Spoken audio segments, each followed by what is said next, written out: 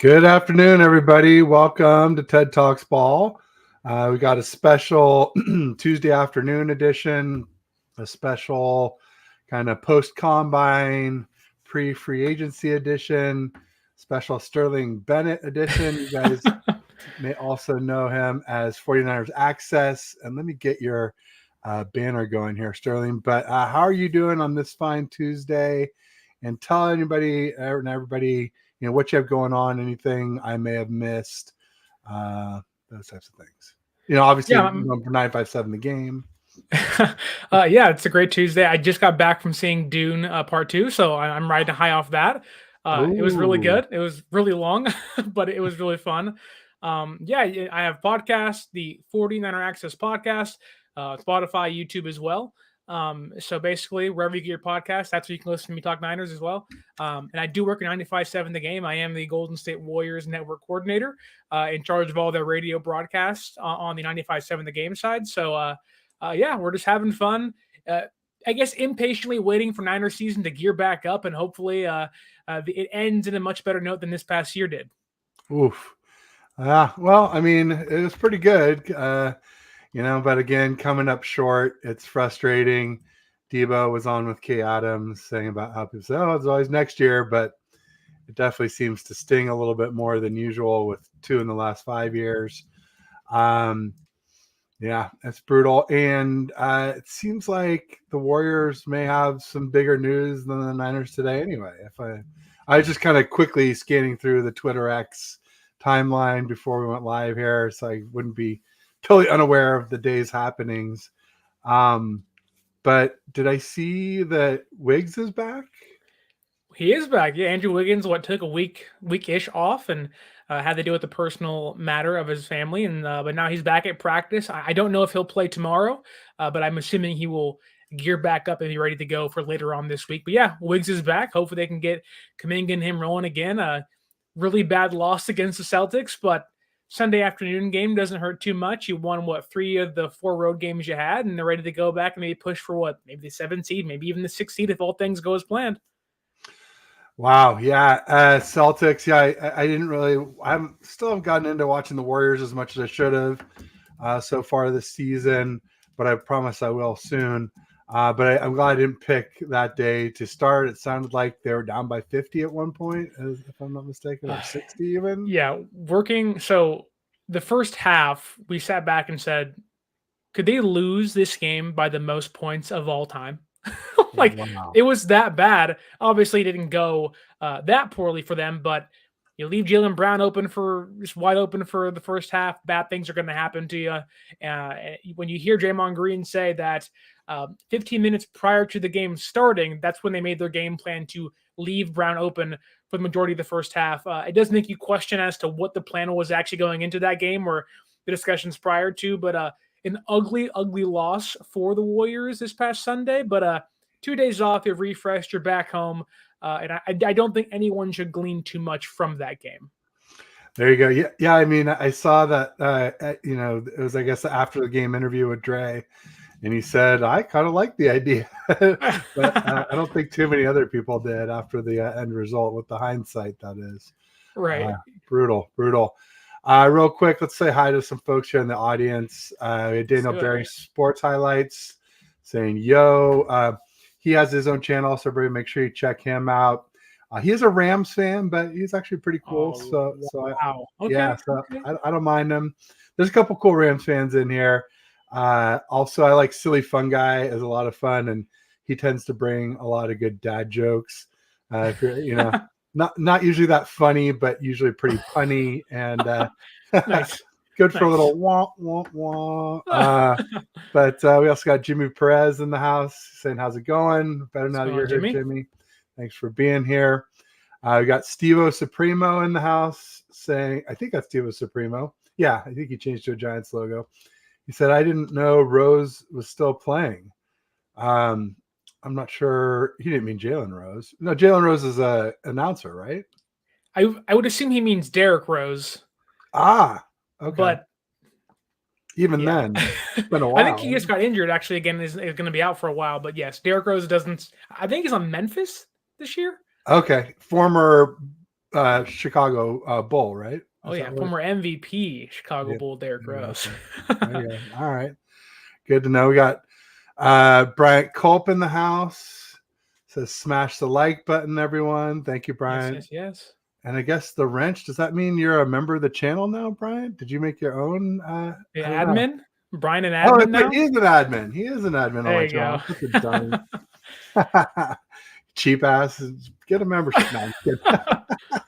Nice. It's funny. And then Daniel Barry's back again saying, yo, welcome back, Daniel. Yeah, I mean, as far as, combine news, Niner news, where should we start? I mean, I think DC is probably the big thing that people want to talk about. I'd be curious to know just sort of what your opinion is of the internal promotion of Daniel Sorensen and then bringing in a Brandon Staley in conjunction with that. How did you, first of all, what did you expect, or what were you hoping for? What did you expect? Did this meet with your expectations? Does this meet with your approval? That kind of thing. If you were Yeah. in charge, So if you were Jet. right. If I was John Lynch, there'd be a lot more changes going on, but that's a whole different story. But when you hear John Lynch and even Kyle Shanahan talk about we want to get back to our identity and who we once were pre-Steve Wilkes, promoting from within always felt like that was going to be an option.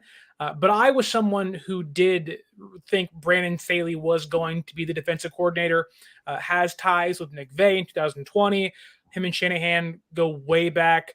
Even when Staley's teams faced off against Shanahan's teams, what was it, 2022 or 2023, excuse me, they fared pretty well. That was a tight-knit game on Monday Night Football post-bye week for San Francisco, I believe. So there's a lot of mutual respect there, but I did expect Staley to be the defensive coordinator, not an assistant head coach, or so it seems.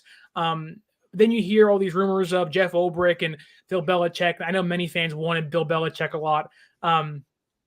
I did not expect it to be a big name hire. Of course, you have like your wishful thinking, oh, it's a Mike Vrabel or whatnot. But I always thought it was going to be someone like Brandon Staley.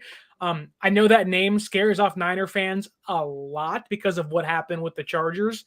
I will say this, though, that the hiring of Nick Sorensen definitely felt like the comfortable move. They did swing for Bill Belichick, according to Mike Silver. They had a conversation with him. Now, who knows how that went? They at least tried. Now, that pitch may have been, hey, Bill, come be our defensive coordinator. And Bill was like, yeah, okay, bye. Like, it could have been that simple. But they also did try to poach Jeff Ulbrich from the Jets. The move to hire or promote Nick Sorensen felt like, okay, like we definitely want to get rid of Steve Wilkes. And we know in the building we have the replacement if we can't hit on these other big names. And so I think they swung. They missed on a couple guys they wanted to bring in. And so their best case scenario was let's bring in Sorensen. He knows the system, knows the guys. He runs that Pete Carroll, front seven, the 4 rushing defenders with the zone coverage behind him that Shanahan wants to run, that we've run in the past. But also in case he falters, there's nothing wrong with having Brandon Staley behind him to say, oh, Nick Sorensen, okay, let's say they're 4-4 to begin the year. The defense stinks. Well, then Brandon Staley comes in and swoops in for that job. I felt like kind of a best of both worlds for San Francisco after striking out on who they actually wanted in Belichick and Jeff Ulbrich. There you go. Yeah. I mean, you mentioned, hope for Vrabel. That was my number one pick. I wanted Vrabel the most. Belichick a little further down the list. I just didn't ever think he was going to take a DC role after being a head coach and a GM for the Patriots. Maybe a slight step back, but not that far was what I was thinking. I never knew about Ulbrich. I did kind of like the Dave Merritt idea since he had game planned, at least in practice, against Mahomes a lot. Since, it seems like if you want to win a Super Bowl, pretty much got a plan to beat Patrick Mahomes to do it. At least if you're us. Yeah. At least if you're us. No, well, even the Bucks had to too, right? Yep. And so, and the Eagles would have needed to if they had. So, yeah, I mean, the 4 of the last 5 Super Bowls. Being there, not necessarily they won 3. But yeah, I expected internal. I told Raj that I was kind of saying Bullocks rather than Sorensen, but interesting. Why is that? Just because because they interviewed Sorensen first, and then they kept going and going and going, and I thought they really liked him. They would have just pulled the trigger. Gotcha. So it led me to believe that maybe one of the later guys had a better chance than Sorensen did. And then Staley was one of the lowest on my list for sure. But I don't hate him. Everyone feels that way. I don't hate him like most of the Niners Twitter does, though. Like, because I mean, he was not good with the Chargers, but he was good with the Rams when he was at DC. Again, it was just one season, but it was a good season. And I think he could be all right. The main thing, what I was hoping for, and what I hope for, I don't know Sorensen well enough to know, is just somebody who's like a firebrand, who can be, at least from a personality perspective, like your Saleh, like your D'Amico Ryans, who's real rah-rah, to counteract the bookishness of Kyle. Last thing you want is like a bookish Kyle and a bookish DC, where there's just no fire and emotion on that sideline.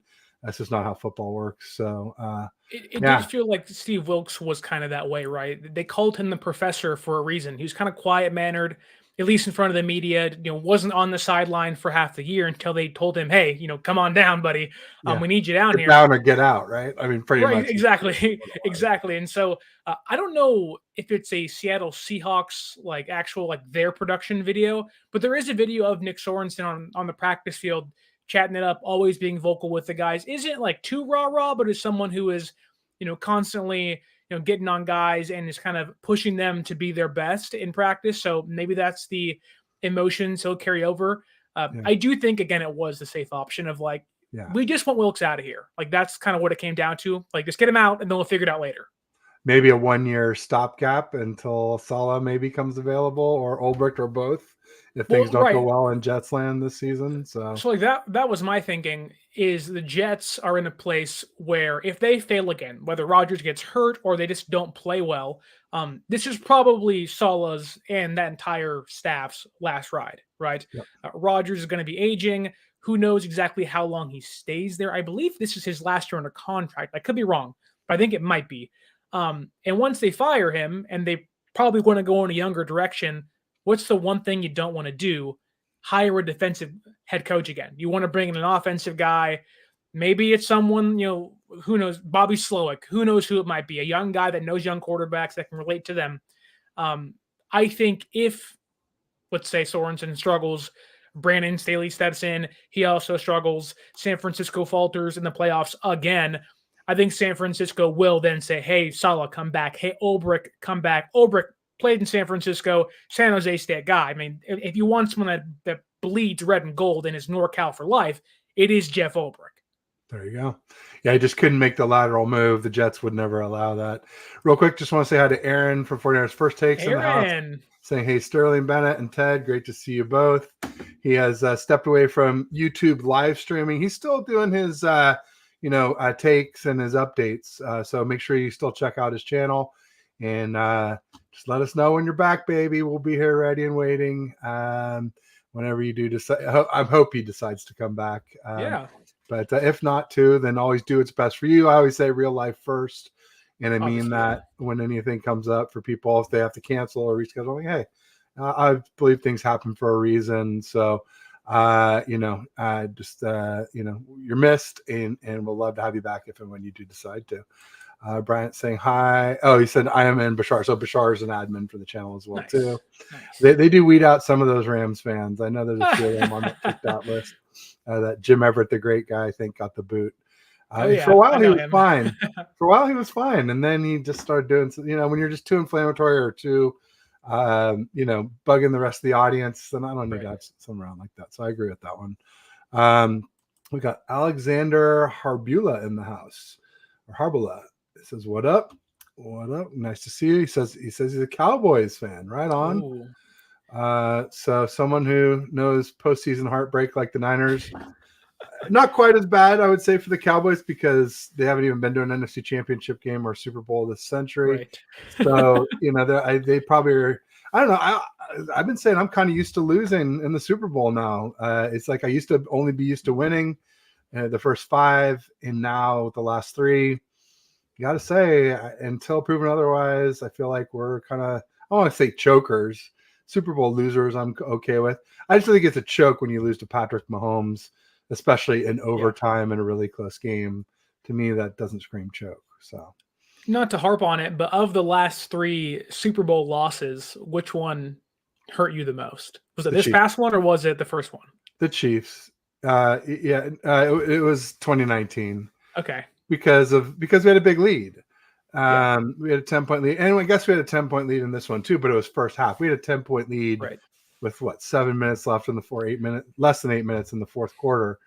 And I was on Twitter at that point heavily. I'd just kind of gotten 2019 was when I made my Ted H6 football only handle on Twitter, and with the Kaepernick Super Bowl in New Orleans against the Ravens, that hurt a lot too. Especially, I don't like Ray Lewis. I don't like him. Really? Is it because of what he may have not have done when he was younger? Okay. Yeah, just all that stuff.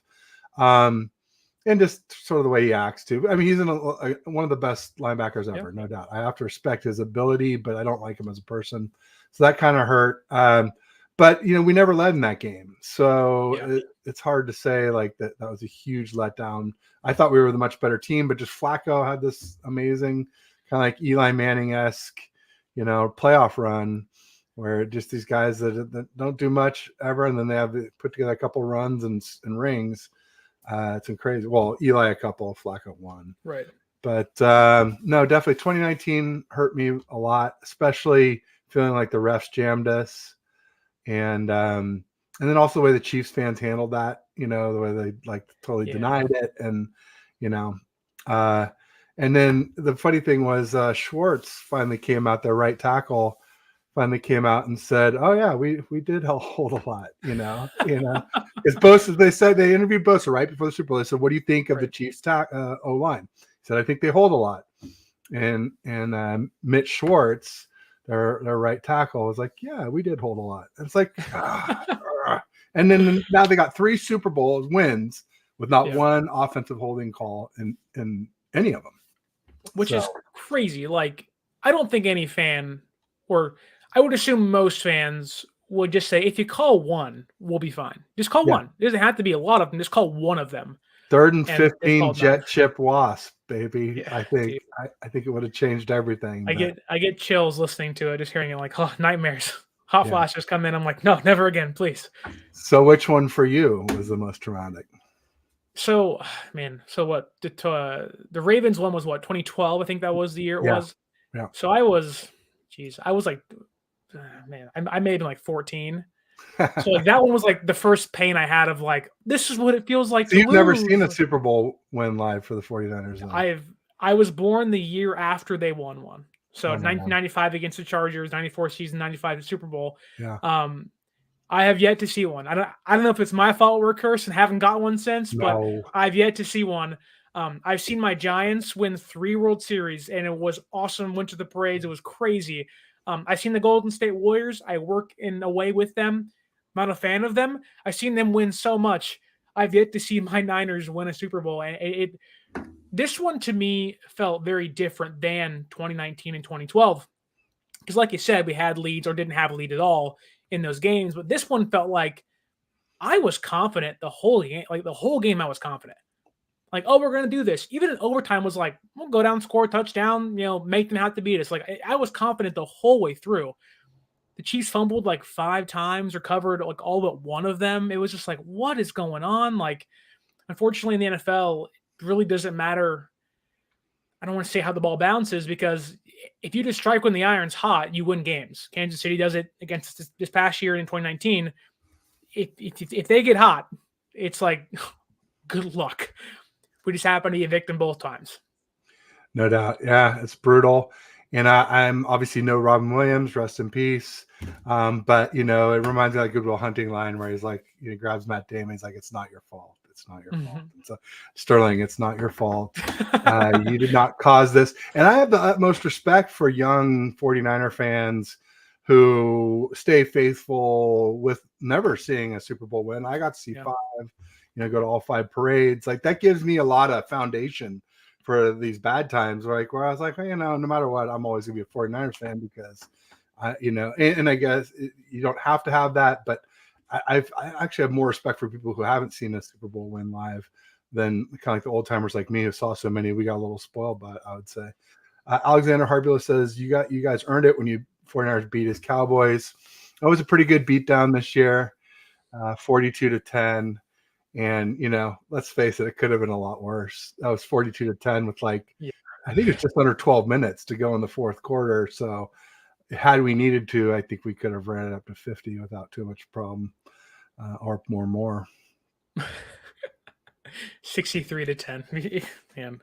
I also feel bad for Cowboys fans, and maybe I shouldn't feel bad for them, but you hear Jerry Jones talk about their team this offseason, and they're talking about letting Dak ride the contract up, maybe not bringing him back in 2 years, and they got guys to bring back. The Dallas Cowboys kind of find themselves also in limbo. They have all these stars. You got to pay CeeDee Lamb, but they really are kind of stuck in the rut of we're successful, kind of.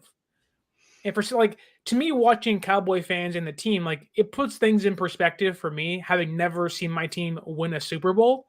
But I also get to look at the Cowboys fans and I'm like, well, we could be them, where they never get past the first round. And it's no offense, they've just been stuck in the same spot for 24 years. Whereas Niners have had their ebbs and flows, but overall have been a lot more successful than most teams in my lifetime. Yeah, and this shows that you're a young Niner fan again here, because anyone who lived through the early 90s where the Cowboys just owned us and they beat us 2 years in a row to go win Super Bowls, then we finally got Dion and stopped him once, and then he freaking left and went to the Cowboys and they won a third one out of 4. Anybody who was a Niner fan through that, you would never say the words, I feel sorry for Cowboys fans. Right. but hey, that's a good. You're young, it's fine, you're forgiven. But no, that's awesome, Sterling. Speaking of players leaving teams, there's another one. Cowboys are one of my most hated teams. Eagles are one of my, recently have jumped up there to be one of my most hated teams. But right now, more recently, it's really been the Seahawks that have been my most hated team for quite some time. And they let go Jamal Adams, and somebody sent me the thing, and I said, look at the Seahawks are letting go. I'm like, actually, I think that's a good move. I think he's drastically overpaid. And I didn't even say if he stays healthy, I think he's overpaid, let alone with all these injuries he's had. He had the quad tendon tear, and he just seems to be dinged up all the time outside of that too.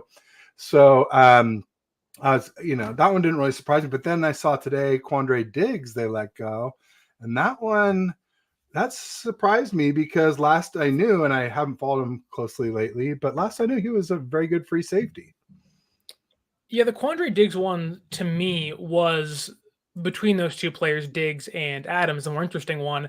Jamal Adams to me feels like a New Orleans Saint. Eventually, it feels like an overpaid veteran player they bring in and are hey, you got to prove yourself still, but you still have some oomph. I also wouldn't be surprised if he becomes a linebacker somewhere. Bulk up, beef up, and kind of salvage your career towards the end. The Quandre Diggs, I would not be surprised if San Francisco is tied to him in free agency. He now maybe signs some elsewhere for big money, but I don't think that's going to happen for a veteran player like himself. I don't think he is a top 10 free safety anymore. He may not be top 20, but I do think for Quandre Diggs, look at San Francisco and say, hey, I know that system extremely well. Nick Sorensen was coaching in Seattle, where I just played. And I also think when Nick Sorensen got the job, Quandre Diggs was that's my boy, Nick. Congratulations. I do think there is some ties to the organization now, whereas under Steve Wilkes, probably not. Now you have Sorensen in the building. If Tashawn Gibson leaves, and we all know Hufunga's injury, it's an ACL. Some guys aren't the same in the first year after an ACL. I would not be against bringing in Quandre Diggs, seeing Jair Brown play some strong safety here or there, and you bring in someone that knows the system, he knows they're going to be successful on defense, and he's a veteran player you don't have to worry about too much. He's not going to be an Isaiah Oliver where you're we have to bench this guy after 3 weeks. Oh my God. He's a guy who is at least he's a reliable tackler, and he's had at least 4 picks, I believe, in 3 of the last 5 seasons. So he knows how to get the ball back. Like, why not take a chance on a guy like that? Yeah, I think Isaiah Oliver was the beginning of the end for Steve Wilks. He was a Steve Wilks guy. There was the Jamison guy from Texas, the kick returner corner that Deshaun Jameson. Oh, and yeah. I thought he should have made the 53 over Isaiah Oliver. And I Yeah. think it was Wilks that made that happen. And so, one point in the season, I did say something like, "Oh, we can't be too mad at Wilks as long as Isaiah Oliver is starting." And somebody said, "Well, he's a Wilks guy." I'm like, I get it, but I still think he should get a chance to see what the defense can do without him. And I think now there was like a 4-way thing that happened that week, right? I guess right before the Jaguars, right? It was like we benched Isaiah Oliver, we moved the corners up from being back in that kind of quasi prevent defense. We added Chase Young, and Steve Wilks came down from the booth. And so it's hard to say which of those had the most influence. It's hard, you can't really A/B test when you do 4 things at once. But I had a feeling that benching Isaiah Oliver and moving the corners up might have been bigger than Chase Young. And I don't think that Wilks coming down from the booth made that much difference, honestly. The players said it did, but I don't know. Hard to know if they were just kind of backing their guy and being nice. Real quick, think that, go ahead. You're good. I was just real quick. We got 49 Media in the house on Shoal. Make sure you check out his channel. I've got some more comments, but go ahead, Sterling. I cut you off. No, I was going to say that I do think Steve Wilks, for how the year ended, he got a lot of crap for how the year ended against the Chiefs and for how poorly the defense played in that 3-game losing stretch, which was deserved to a certain degree. I also do think we did see better play from guys like Mooney Ward, who had his first All-Pro season, and Lenore. Like, we did see improvement in the secondary, and that goes back all the way to OTAs and minicamp, where Wilks one-on-one worked with that entire cornerback room. So I know it ended poorly and we fired him, and some call him a scapegoat, something that's false, but the reality of it is, even in a lost year like this where you don't win it all and you're mad about it and you get fired, I do think that our secondary did actually improve under Steve Wilks in a weird way. Like, you get fired and you lose against some bad teams, your defense looks pretty bad against the Lions and the Packers, and you're sitting there saying like, whoa, like, you could have lost both these games. I do think we did see some improvement from Lenore, Mooney Ward, and even Jair Brown. Having Jair Brown with Steve Wilks, I think, was a good move for San Francisco. Hopefully Brown takes the next step in year 2, but there's no doubt in my mind having a veteran defensive backs coach with a rookie safety certainly helped him this year. Absolutely. Bobo said, if KJ Wright does well, I believe he'll be the future Seahawks head coordinator. Interesting. So I guess not much faith in the defensive coordinator from the Ravens who they just hired. Yeah. I think he's going to be good for them. I think he's going to be good for them. Yeah, I'm actually a little worried about him a little bit. They definitely don't have the horses that the Ravens have. But we'll see after the draft, right? I mean, that could. They're getting younger. They're releasing all the vets, saving money, and they're going to be a younger defense that does have some pieces, but overall, like, give them a year or 2 to restock. And that, I know people kind of clown Seattle, Geno Smith and mid quarterback, whatever, but I would not be surprised in 2 years if they are not our biggest rival again, or unseat us when we have to move some players around and take a year off. Yeah, when we have to pay Brock, essentially, right? I mean, that's where things get sledding gets a little rougher at that point. 2025 and onward. I think you still get 2025 too, because we'll probably backload the deal. So it probably won't hit for a year or 2 after 2024 when we actually do it. But I am excited about KJ Wright, much more excited than Sorensen, and way more excited than Brandon Staley. That was kind of like an A- or an A hire for me. I really like him. He seems smart. He's a good player. And anytime we steal a Seahawk, just that's extra goodness for me. Whether it's Richard Sherman or I guess technically Brian Schneider, the special teams coach, came from there, but he hasn't done well enough for me to relish that hire. So didn't Sala come from Seattle as well? Sala did too. Yeah. Absolutely. Yeah. Absolutely. So we've gotten some good scraps from Seattle and made them some gold. But no doubt about it. Are you someone who thinks that because San Francisco, like DeMeco Ryans, former player, former linebacker, Texans, Eagles, comes in here, learns, grows with Warner, grows with Greenlaw, helps improve the linebacking core in San Francisco. Then a few years into his tenure, gets promoted. Are you someone that believes in a couple years if Sorensen doesn't work out or works out so well he gets hired elsewhere? Do you think KJ Wright, instead of going back to Seattle, could be the defensive coordinator in San Francisco? Absolutely, yeah. I mean, that's what, like I said, D'Amico Ryans did it. I was talking to Raj and I said, but KJ Wright had a better career than D'Amico, and then I was like, ooh, maybe not. I don't know. D'Amico had a pretty good career. But let me ask you that question: do you, as a player, do you think KJ Wright was better than D'Amico Ryans? I mean, he's definitely on the better team on the LOB. Right. I mean, LOB is historic, right? Yes, but it's not like he was Bobby Wagner or Chancellor or Sherm or I'm blanking on the other free safety's name, the little guy. They had Bram Browner for a little bit. Earl Thomas was there. Earl Thomas, that's one I was blanking on. And then they had this D line, the Seahawks, that was like there was no star on the D line or no superstar anyway, but they're all like just substars that were just below stars, and there's tons of rotation, just tons of. It's like Michael Bennett's non-shoulder pads that are just literally his actual shoulders and jersey over it. You're like, dude, is that allowed? Like, seriously? But it's like a coffee coaster in there or something. Yeah, honestly, it's like put some newspapers in there and go out there and play. But do I think KJ Wright had a better playing career than D'Amico Ryans? Maybe it's because of the position D'Amico played, being the Fred Warner of those Texans and those Eagles teams. While his success when it comes to wins and losses probably weren't as good as KJ Wright's, I always held D'Amico to a higher standard than KJ Wright. KJ was the number 2 linebacker in Seattle in their heyday, right? He was the number 2 guy. And when he left, people were not pleased with him leaving for then the Oakland Raiders. But I would say D'Amico, but I will say this about KJ.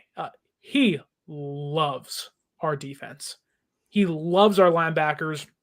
He calls Greenlaw when hopefully he gets healthy down the road. And Fred, he calls them the best duo in football. So I think, well, maybe this isn't the final stop for KJ's coaching career. It certainly is a place where he wanted to be. And like you said, whenever you can poach a Seattle Seahawk or a former one, in this case, bring them over to San Francisco and have them call this place home instead. I would like to see how Marshawn Lynch responds on national television this time when he's staring at Sherman and Wright, both donning red and gold on the next Amazon Prime game. Oh, man, that would be priceless. I can't wait. I can't wait. Anshul is saying that he's the only, he's not like you, the 49ers the only Barry team he has yet to see win a chip. Yeah. Oh, man, KJ Wright. There's so many good storylines with that. It's pretty awesome. There's something I was going to mention, and I lost my train of thought. Maybe it'll come back to me here. But real quick, let's say I had a Frank Tom Ocean in the house saying, wow. Ted, what's up, Frank? Thanks for being here. Bobo says Seahawks cleaned house today. They did. Could definitely see the Niners signing Diggs. Yeah, I was saying either that or draft like a real free safety, because Huff and Jair Brown are not really the typical rangy ball. Well, they're both ball hawks, but they're not like free safeties typically with the speed. They just don't have that recovery speed if they to be in a racer the way maybe like a Jimmy Ward did. But yeah, no, I'm excited to see the Seahawks fans squirm over that, and nothing makes me happier for sure. See, Boba says he was a freshman in high school when we finally beat the Cowboys to win a Super Bowl. I thought we'd get 10 championships with 30 late. Yeah, stuck on 5. Yeah, just shows it's a lot harder or a lot more easily said than done to win these Super Bowls. Especially when you got to go up against Patrick Mahomes, who's the NFL's darling. Let's face it. Are you someone that, so you brought up the draft and whatnot. We have 11 picks this year. Yeah. The combine just happened. Yeah. I'm not someone who looks into the combine too much. It's like it's a bunch of guys in spandex walking around sprinting underwear in Olympics, lines, which it's like I don't care as much as I used to when I was younger. I was like, oh, the combine's on. Let's see a guy run a 4.21. Great, cool. He's a 7th round pick. No one cares. But after watching the combine, now we get into full draft season. Free agency is what a week away from tomorrow, right? Or Yep. close enough. And I think even Niner media asked after this, what is the one free agent you want the Niners to sign? I'm someone who firmly believes that they're going to free up money, whether it's through extending Ayuk, which I think they should do sooner than they would like to, so they can save around $7 million by doing so. Yeah. I think they'll extend Juszczyk. They'll restructure a few guys. I think San Francisco is going to be in on a player like Danielle Hunter. I think they need that guy opposite Nick Bosa, and I would not choose to go through the draft to find that guy. It's not been Drake Jackson. They've not been able to find the guy opposite Nick Bosa. Or D. Winters. Not D. Winters, but I meant Frank. They tried for D. Ford. Frank Beal. Didn't work. I do think that it's Bosa, it's Armstead, it's Hargrave. Then you have a bunch of unproven stuff. You got Drake Jackson, like you said, off an injury, mind you. Robert Beal Jr., who's proven nothing. And then Kalia Davis, who isn't even an edge rusher. I think you go and pay by freeing up money, extending guys, restructuring guys. I think you pay up for Danielle Hunter. You're not getting Brian Burns now. You're not getting Josh Allen now. But would you be in on a Hunter, or would you just say, hey, bring back Chase Young? I don't like Chase Young. I mean, I just think they're totally different equations. I mean, I like Chase Young if we get him cheap. Right. I don't like Chase Young at what his contract was with the Commanders. If we get him real cheap on a prove-it deal with incentives, sure, fine. But no, not anywhere near Danielle Hunter's price range. So, and I remember now what I was going to ask you before, which was you were saying how Huff with his ACL, first year back could be questionable. Well, I mean, come on. We got Dre Greenlaw with an Achilles much later in the season. What's the season? It was in the Super Bowl. It was as late as you could possibly get it in a game. And so, I mean, I would love to see us get Azeez Al-Shire, but I think he's going to be too expensive. I like Danielle Hunter, absolutely. Anyone to bookend Bosa, to be that fourth guy on the line with Hargrave and Armstead and Bosa. Yeah, ideally a speed rusher like a D Ford, but Danielle Hunter is outstanding. I would love him. What I've been thinking about that I saw is available as a free agent, and it's a little bit different situation, not nearly as expensive as those other guys, but Levante David from the Bucks. Like I said, just because I don't think you can draft a linebacker to be Dre Greenlaw as a rookie either. Right. So I think, you keep developing D. Winters and Jalen Graham, maybe add somebody to the stable. And then, but for at least 1 year, I think you want someone proven. And I think Levante David is that. He's good in coverage. And that's one thing that Fred and Dre excel at compared to most linebackers in the league. And I remember Levante David. Now, maybe not recently, I don't know. But, at least at one point, he was very good in coverage. And so that's what I've been banding about. I mean, I'd much rather have Azeez, but Azeez is going to be so expensive after 166 tackles for the Titans this year. So he's not going to be $5 million like what they got him for. So. Well, it's not even the money too. Like when you think of a player like Azeez Al-Shire, he's the third linebacker on a team, essentially a rotational piece for the first couple of years of his career. Then kind of breaks out in San Francisco. We're all fans of Azeez here. I think we'd all welcome him back with open arms. But he, in a way, going to Tennessee, gets promoted. He is their Mike linebacker. He is the Fred Warner of that defense. If he came back to San Francisco, while maybe not a demotion in money or finances, but it's certainly a demotion in role for the defense. And I do wonder if he would want to go somewhere else to be the linebacker. Maybe no one else offers that to him, and who knows? Maybe he comes back here and we're all happy and singing Kumbaya with Azeez. But I do think there is one part that is key. Azeez Al-Shire came back to Santa Clara, to San Francisco for a playoff game. He clapped in the linebacker huddle. It's not like I think if they offered him the right deal, whether it's 1 year with incentives to maybe be $7 million over $5 million and not locked up for 2 years, I do think he would come back because he's so comfortable here. He fit well. And I know Greenlaw's recovery is supposed to be around 6 months. Achilles are tough, man. Like, you can be back in 6 months, and I hope Dre Greenlaw is. There's also a chance he's just never the same again. Like Yeah. it stinks. Like once you get cut open, it's hard. Like, you're never the same. Like take Jimmy Garoppolo. Think of Jimmy what you wanted to think of. Yep. Tore his ACL, was never as mobile again. It always got banged up. Now there's other reasons as to why he got hurt continually, but once you get cut open, there always is a little more injury risk with your career. And a linebacker like Dre, who I think is like 27, 28 years old now, I believe. He isn't super old, but he plays so aggressive. His body literally gave out on the sideline. Like I have a hard time believing in 6 months he'll be back. So if Aziz will come under this regime and this team again with the lower price tag, I am 1000% for that. I do just wonder if he wants to, in a way, take a demoted role maybe in this defense. Yeah, or temporary, as in like Yeah. just like a placeholder until Dre comes back. But like you said, I mean, I almost wanted to interject when you said that about Huff and ACLs not being the same the first year back. And I almost wanted to just say right then, like, or never the same, no matter how many years back. And that's the thing that I think could be a draw for Aziz. I mean, nobody wants to bank on their brother, in arms not coming back, but we all have to face the facts that's a very real possibility that Dre Greenlaw may never be Dre Greenlaw again, the Dre Greenlaw we knew. Navarro Bowman certainly wasn't. Linebacker, I mean, you talk about Jimmy Garoppolo, linebacker is a lot more explosive than quarterback. Yeah. I mean, really, it's up there with like running back and like corner as like the most explosive positions.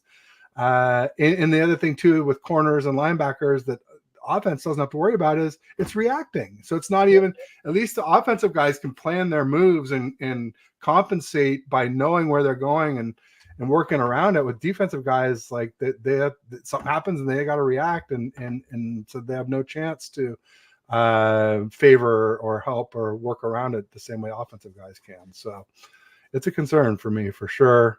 And for me, it's like, the draft, free agency coming up, my big wants are obviously, right tackle, inside linebacker, corner to replace Ambi Thomas. But yeah, free safety, pretty big one. Assuming that Gibson's gone. I've just been assuming he tried to retire last year. He'll probably retire this year. If he doesn't, I mean, he could get a gang of money somewhere too, because he's had 2 really good years with us. I don't know why he wouldn't get paid if he didn't retire. I mean, because I think we only gave him like 2 or 3 million. And then I've always Sterling been wanting for like the last 3 years a tight end who can block and catch. And I was so happy I finally heard John Lynch say it, like, yeah, this offense will never be like at its maximum potential until we have 2 tight ends who can both block and catch. And I was like, Thank you, Lord, hallelujah. Because, Dwelly can't block and Warner can't catch. And so it's basically a tell whenever you bring them in as to what the play is.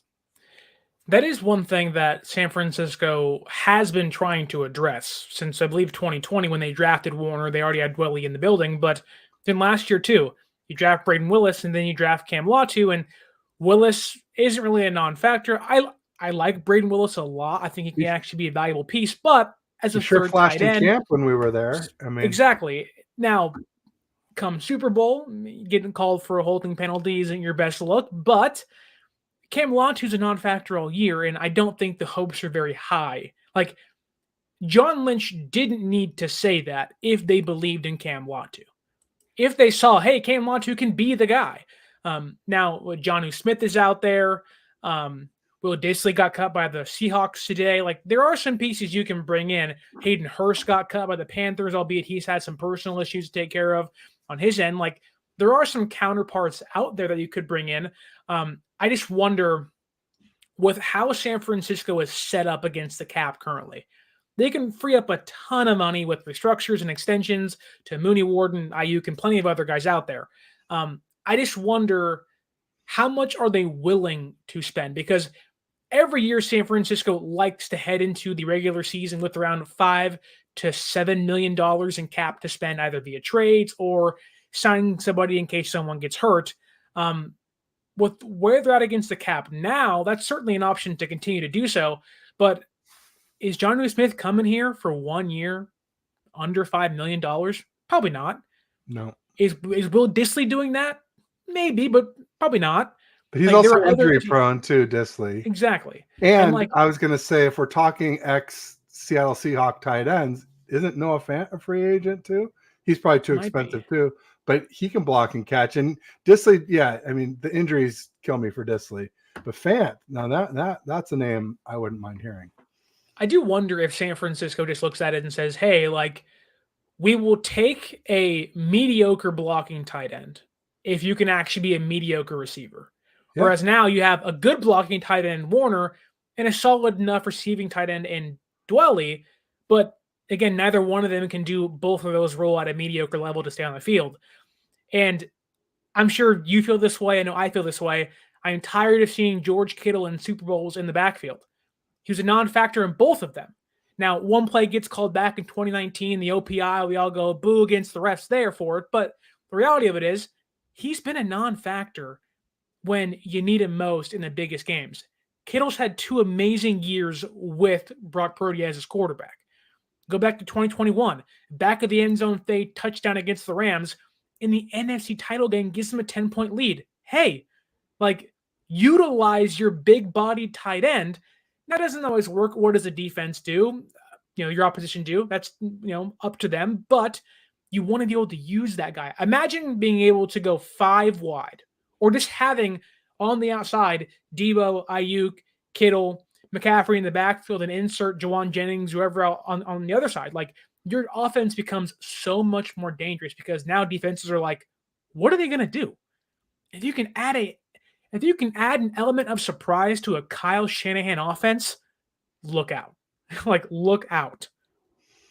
Yeah, players that they can do it all, and that's what Kyle loves, and it just makes it impossible to defend because eventually you end up with a linebacker trying to cover a really talented player in the slot, and they're all alone with no help and on an island and at a huge disadvantage, and that's exactly what Kyle lives for.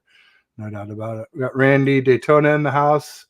You're Randy. A little late, Randy. We're just wrapping things up. In fact, I do need to get going pretty quickly. We're past my witching hour of 5 p.m., but definitely want to say hi to Randy. Bobo's saying, why I got to use Kittle like KC uses. We got to use Kittle like KC uses Kelsey. Yeah, exactly. We do. I have no doubt that Kittle could do everything Kelsey could do if he was in Kansas City and more. I think he could block and get yak too. More yak. Kelsey gets good yak, but Randy system Ted the visor man. Nice. I have a ton of visors. I only had a few last year when I started, and then I complained to Lee Gowland, the Presidente of the 49ers Faithful UK, and he sent me a link for a cool 49ers saloon font one. Nice. And from there, then every week now, I just check to see if there's new ones. And awesome. I must be up to 15 now. So wow, there were none, and now I got more than I know what to do with. So maybe it's a little bit of a problem. I don't know. I believe Kittle's, but yeah, I think Kittle's better than Kelsey. I've been saying he's the GOATEs. Now, I'm not saying he's the greatest of all tight ends ever, just the greatest of all tight ends now. He's the best, I think. But I can see people who make the argument for Kelsey because, a lot of people just look at stats and they don't really look at context. And that's fine too.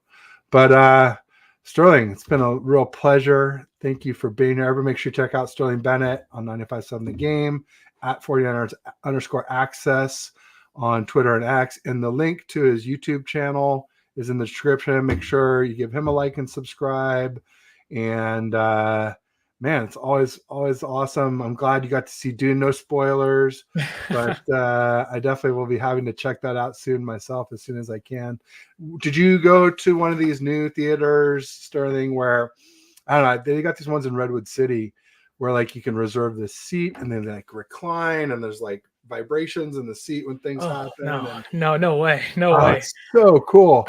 I highly recommend it because then you can first of all, it saves you 15 minutes because you don't have to go for the previews because you got your assigned seat. You can also basically DoorDash your order to your seat. So you walk in, popcorn's there, your soda, your gummy bears in my case, whatever your candy of choice or a hot dog or whatever.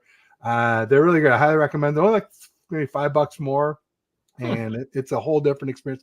We saw the Taylor Swift movie that way. I can't Wow. even mention her name with all the. I'm sure my fiance would be very happy if I took her to one of those Okay, theaters to go watch Taylor Swift's here's the movie. thing with it. It's actually a pretty good movie. If you're, I know her music pretty well. I'm not like a Swiftie, but there's a few songs I like of hers. I would just say, do yourself this favor when it gets like the 2 hour mark. It's a 3 hour movie. So like, Oh my it's basically goodness. like, yeah, it was like her It's SoFi. Dune level length of They Taylor took her Swift. 3.5 hour SoFi concert and mixed it into be a 3 hour movie. Oh my goodness. And so skip the last hour. There's like nothing good in the last hour at all. And so just make it a 2 hour movie. It'd be much better. And that, we did it for like our anniversary. Nice. I picked the restaurant. My wife picked the movie. And anyway, it's for as an old guy, it's a great way to watch a concert. Like I don't want to be going and fighting with crowd. Well, first of all, the Taylor Swift tickets were what, like $2,500, $3,000 a pop at Levi's. My fiance, she didn't pay for them, but she got in, and I was like, why? Like, it's so much money. It's too much money. You get a decent used car for that much, Yeah. Yes. It's Can help pay crazy. for a wedding with that money. Yes, exactly. Well, good luck. Well, congrats on Thank you. on the engagement. And I'll say, I guess you're now officially part of the 3-ring circus. I'm not sure if you've heard that before. It's kind of cheesy, but Nice. have you heard that saying though? The 3-ring I have circus. not. No. So you obviously, well, you're over the biggest hump, the engagement ring, right? Right. Yeah, that's the big nut with the diamond and everything. But then you have the wedding ring, the little band that you put on with it, Right. the day of the wedding. And then the third ring is the suffering. So Nice. Hoping to avoid the last one, but yes. 17-year married man. There you go. Anyway, speaking of which, I should probably get going here. And thanks again, Sterling, for being on. Thanks everybody who came to join us. And I'll just say peace and go Niners.